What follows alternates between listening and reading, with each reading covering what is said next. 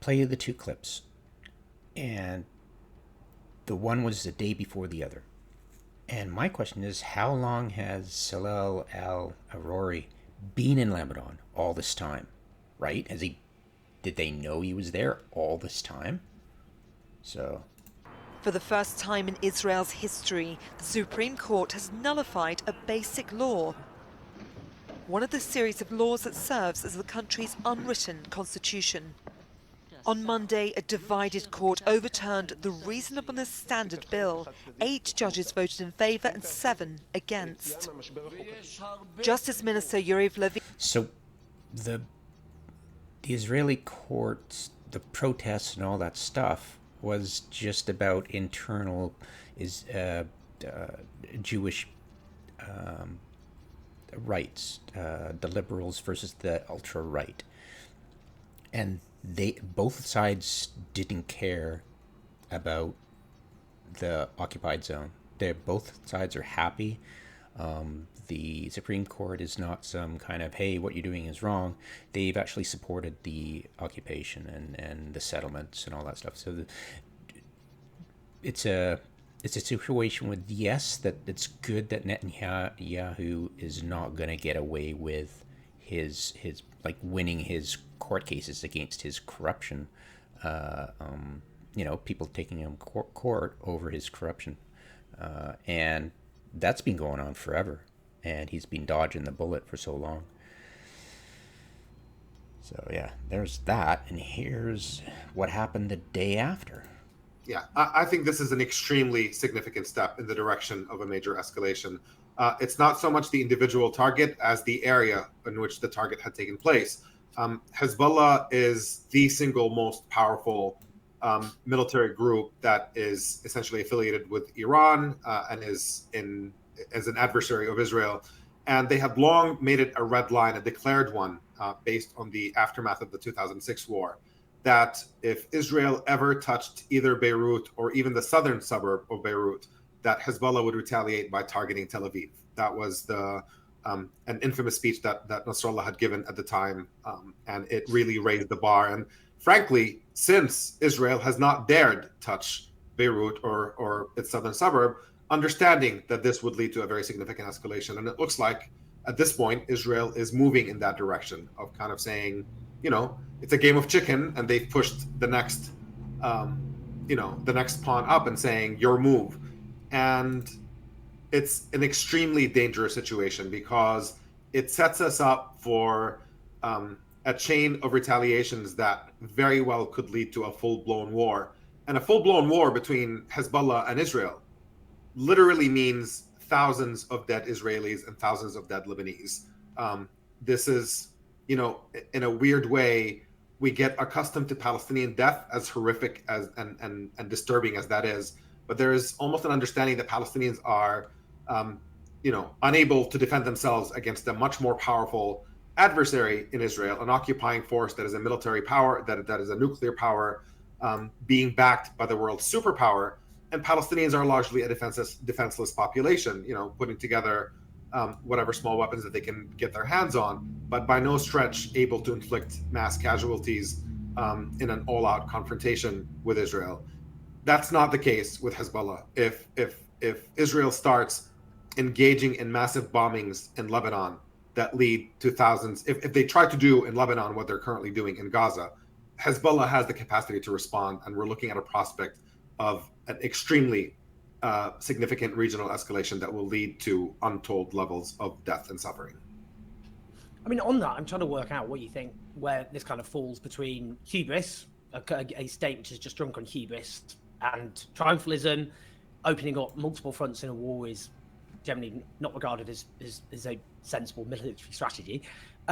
Or is it actually cockiness because they think they've got the back of the US?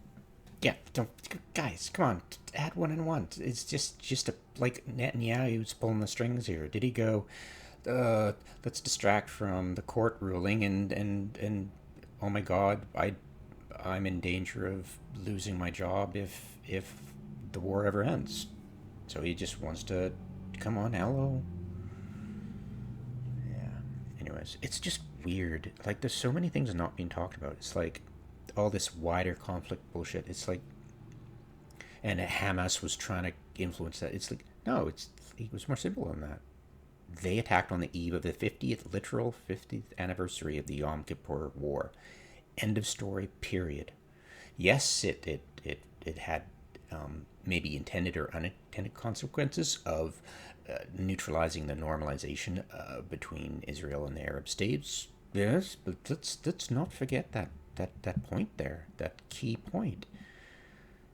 So and yeah, it's just like, why aren't we talking when we talk to Israel journalists about the fratricide that happened on October 7th? Why is Israel blaming all the deaths on Hamas when clearly they must have used Willie Pete? It's a white phosphorus. It's supposed to be for smoke purposes, but yeah, it's a war crime because it's used on populations, and there's no legitimate military guards. When you hear stories about what happened to the soldiers, yeah, it's, come on, guys, cluster bombs, and come on. I mean, I know it's war, but geez, just pull back a bit, for Christ's sake. So yeah, they rescuing the hostages. They didn't rescue any. They rescued 2, I believe, and one of them is not being listened to. Why is she not being broadcast more? Like, especially, like, say, Gideon Levy, not mentioning her at all.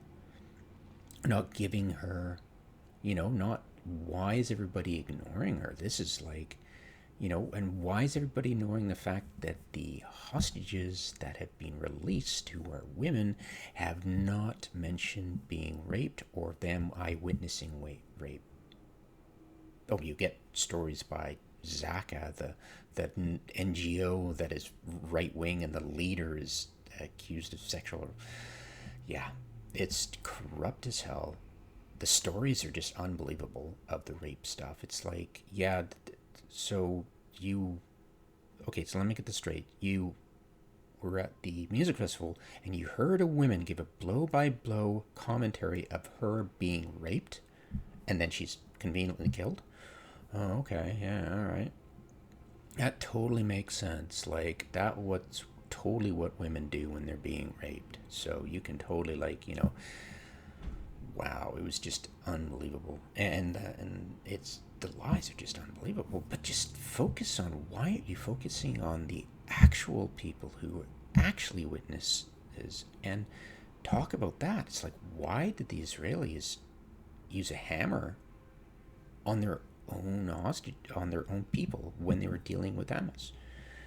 Where is the ROE?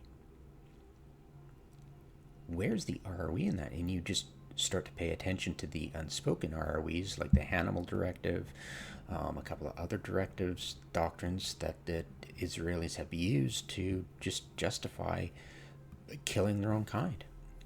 And we saw, like, what I believe happened with those 3 Israeli men who were ex-hostages who were trying to get rescued.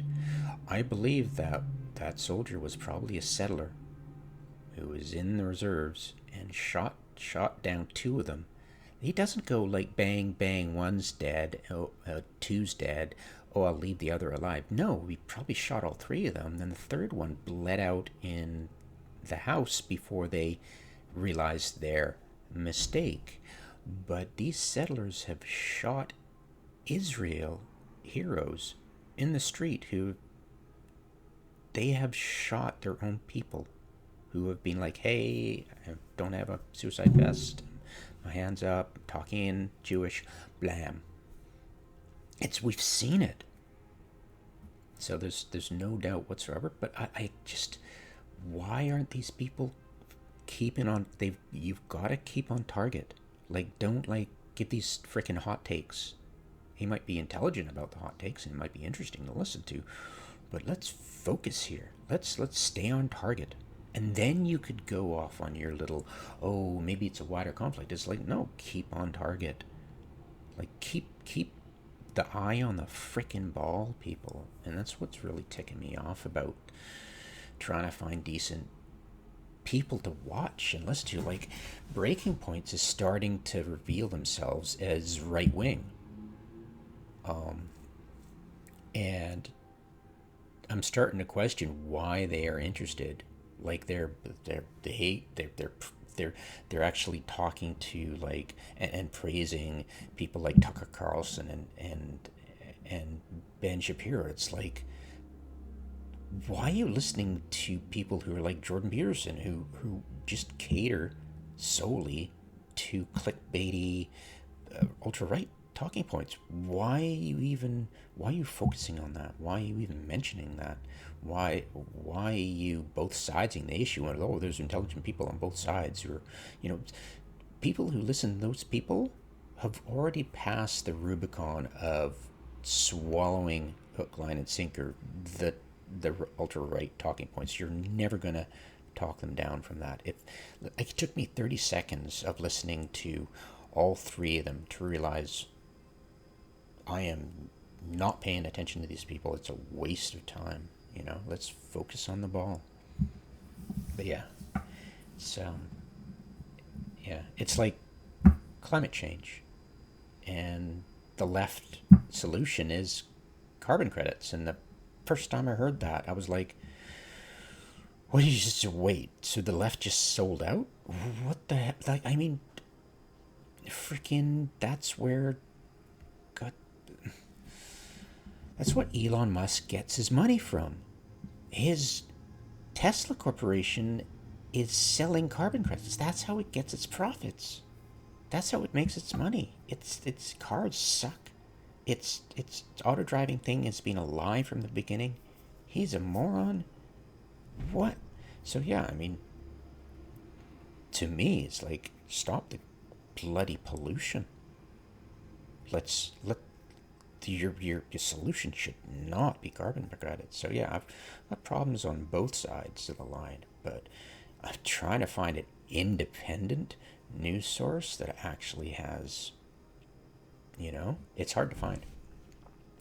And especially I'm very interested because these independent, like Breaking Points and this guy, Owen Jones, haven't talked about they haven't even touched the Supreme Court ruling. That's big, but it should be focused on that.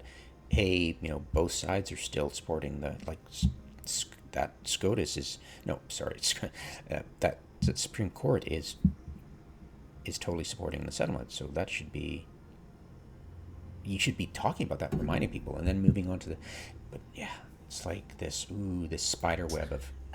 They maybe think in Lebanese society there isn't the appetite for the sort of horror which the IDF could unleash, for example, on the civilian population. Yeah, it's interesting talking points, but freaking keep your eye on the ball, guys. And they don't. And it's starting to get turned off by Owen Jones and Breaking Points. But it's like, wait, you're just doing this for clickbait, and you don't really care about the Palestinians or the actual solution that you've, like, there are news sources out there. Like, I'll eventually, my plan is to take all the good clips, videos I've been posting on Facebook, and watch them all again, and clip out and splice together all the turning points for me where I went, whoa, I didn't know that, and splice them all together and be able to come up with a coherent concept of how to how to give context to this Middle East hot topic that's, I think, being neglected by pretty much everybody on the planet. We've grown up with this, and we've been lulled into this sense of complacency by Israel, by the Zionists, by the Christian Zionists. And it's like, a land for people without some blah blah blah, and our birthright to Israel. Is like, no, you don't. But yeah, anyways, so that's the plan.